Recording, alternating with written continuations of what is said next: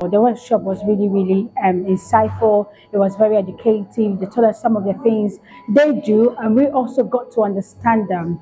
The systems they use in order to get us some of the data we need to use. When I was coming here, I was expecting to understand the weather forecaster, Ghana Meteorological Agency for Editujano, because mostly omode ebetuja omotro, mostly cloudy, partly cloudy, most raining heavily. There's a certain perception out there from the general populace about their works, and I think that from this meeting we have learned a lot.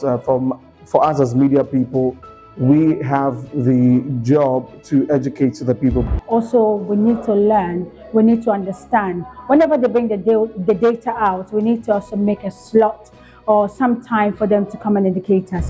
Minyanti asiye say, enye se omoka se ensio beto wa Accra na se anto a na no nkyerɛ sɛ ɛyɛ wrong.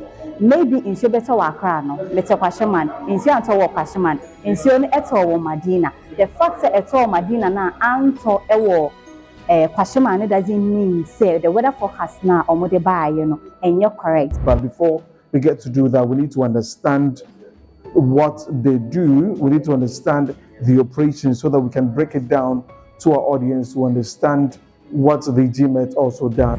Just like we make slot for the politicians, entertainment and other shows, we also need to make this very important.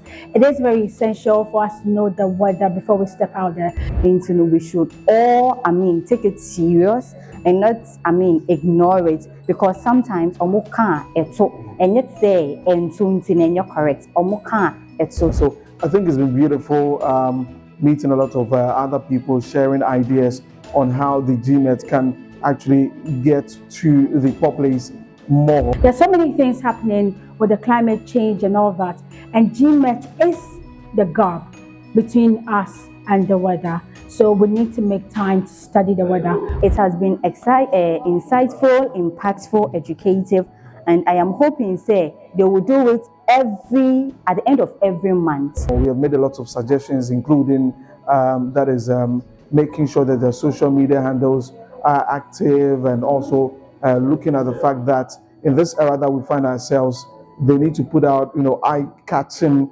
content on the socials to get people to follow whatever that they put out there. So it's been a brilliant program, and I'll just encourage that we do this more often so that people can understand the meteorological agency and their work.